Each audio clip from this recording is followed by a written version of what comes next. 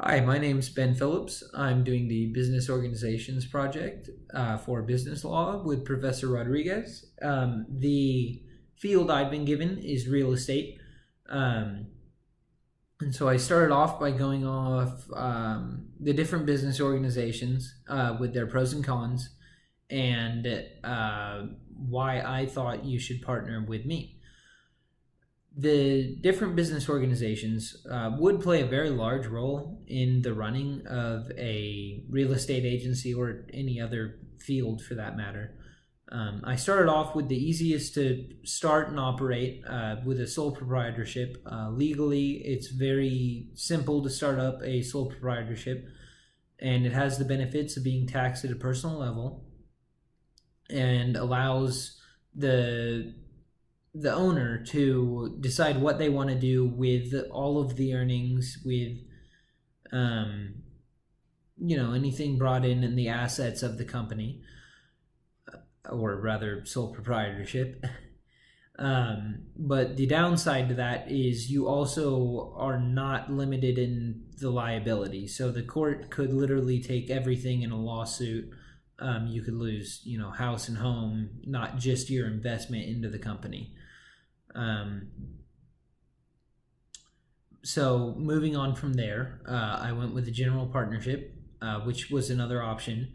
But again, with the general partnership, you're taxed at that personal rate, and you maintain the liability of a sole proprietorship in the fact that you can lose everything in a general partnership.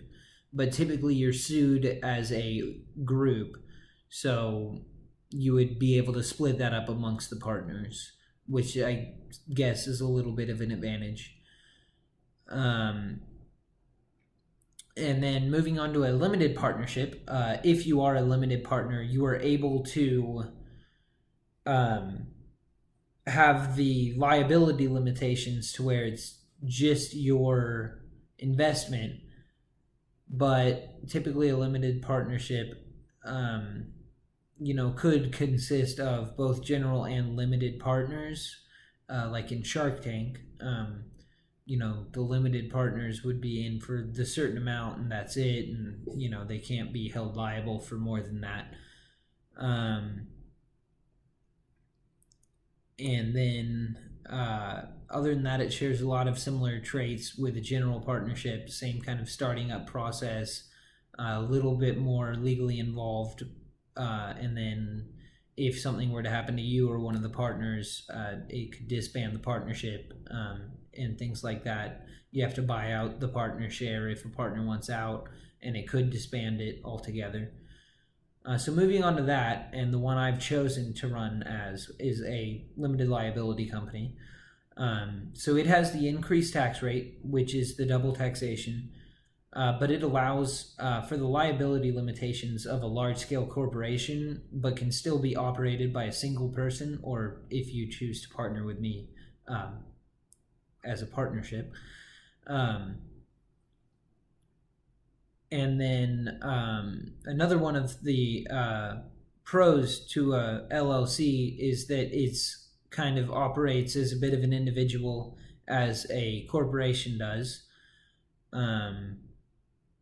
But at the same time, it's more lengthy to set up, more difficult, because there are a lot of hoops you have to jump through over, say, a sole proprietorship.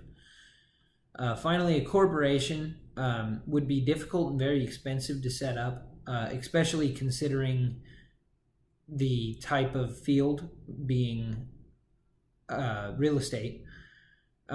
Taxation would still be double, and the liability is limited, and it's nice because it's limited to your investment, which, being a large number of stakeholders then elect the board that run the company,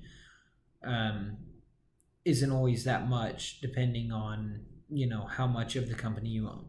So I chose to run as an LLC over a sole proprietorship or a partnership because the housing market is a very fickle market, and the prices can fluctuate, sales can fluctuate, and it can be very hard. So in a situation like that, it would benefit to be only liable to your, or rather only liable to your investment, to where they can't go in and take your house and your car and everything like that unless you have that all staked in the company. A corporation could potentially also be a good choice, but for a real estate firm that is starting off relatively small, I think it would be much too much business for the needs. And then the issues of ownership could arise, and that would be difficult. So I think a limited liability company is the way to go. Thank you very much.